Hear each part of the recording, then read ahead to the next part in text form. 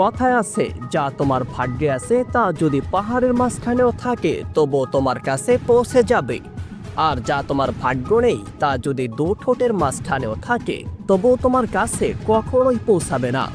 আবার একটি গানের ভিতরে এটি উল্লেখও আছে, যদি থাকে নসিবে আপনি আপনি আসিবে। মহান আল্লাহ তাআলা তেমনি 5টি জিনিস নিজের কাছে রেখে দিয়েছেন। এর মধ্যে একটি হলো, কেউ জানে না আগামীকাল সে কি উপার্জন করবে। এবার আসা যাক মূল কথায়। জঙ্গলের মধ্যে হেঁটে হেঁটে ক্লান্ত হয়ে পরে একটি সিংহ। এরপর একটি লম্বা গাছ দেখতে পেয়ে সেদিকে এগিয়ে যায় খাবারের খোঁজে। রোদের মধ্যে হাঁটতে হাঁটতে ক্লান্ত হয় ওই গাছের ছায়ায় বসে পড়েছে ততক্ষণে এই সিংহটি।